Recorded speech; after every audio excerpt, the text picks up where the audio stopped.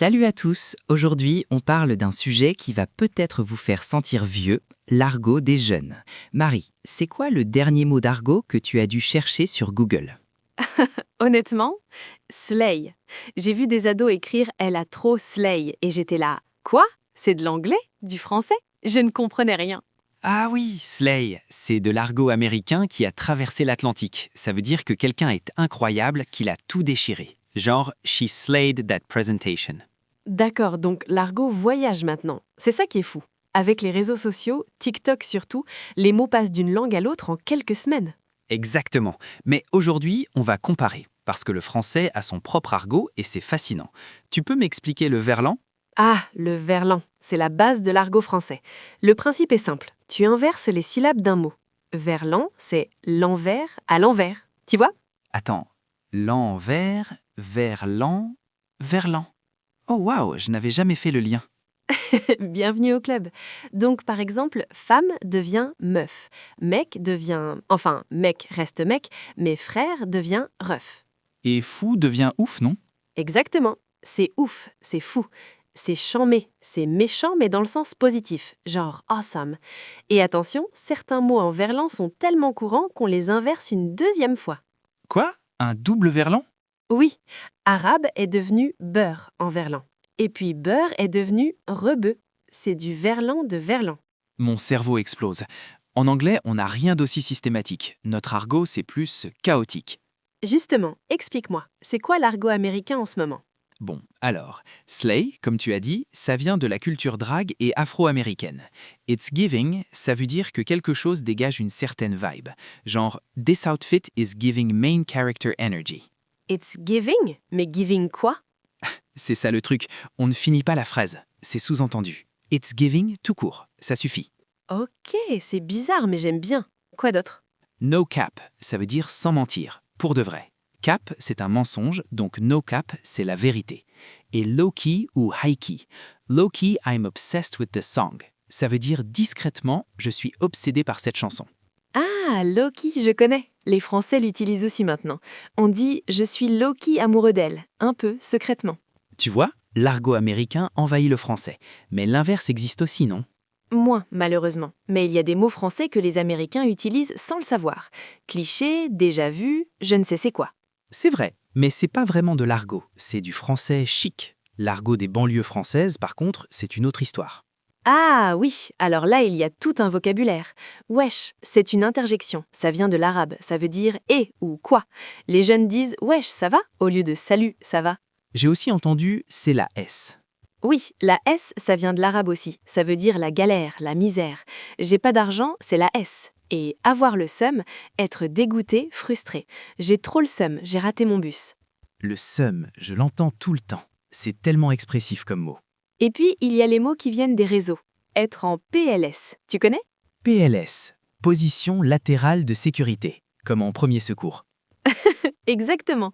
Mais dans l'argot, je suis en PLS, ça veut dire je suis au plus mal, j'en ne peux plus. Genre après un examen difficile, je suis en PLS total. C'est génial.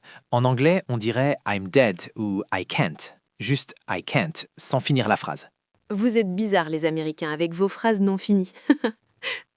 Fair point. Mais parlons de l'évolution. L'argot change tellement vite. Ce qui était cool il y a 2 ans est ringard maintenant. Oh là là, oui. Personne ne dit plus swag par exemple, c'est mort. Et YOLO, tu te souviens de YOLO? You only live once. Ça date de 2012. C'est préhistorique en temps Internet. En français pareil, trop de la balle, plus personne ne dit ça. Ça déchire, c'est vieux. Maintenant c'est chambé, c'est le feu, ou directement en anglais, c'est fire. C'est intéressant ça. Les jeunes Français utilisent beaucoup d'anglais? Énormément, et ça énerve les puristes. On dit c'est cringe au lieu de c'est gênant. J'ai ghosté mon ex. On a même conjugué ghoster comme un verbe français. J'ai ghosté, tu as ghosté, il a ghosté. L'Académie française doit être en PLS. Totalement. Mais c'est ça la langue. Elle évolue, elle emprunte, elle s'adapte. C'est vivant. Et c'est pour ça que c'est si dur à apprendre. Tu maîtrises le français officiel et puis tu entends des ados parler et tu comprends rien. C'est le but en fait. L'argot, c'est un code. C'est une façon pour les jeunes de créer leur identité, de se distinguer des adultes. Si les parents comprennent, c'est plus drôle. C'est pareil partout en fait. Chaque génération invente son langage. Exactement. Nos parents disaient c'est batte ou c'est chouette. Nous, on disait c'est cool. Les jeunes maintenant disent c'est valide ou c'est slay. C'est valide, j'aime bien celui-là. Moi aussi, ça vient de l'anglais valide comme valide, légitime. Ton opinion est valide. C'est gentil, c'est inclusif.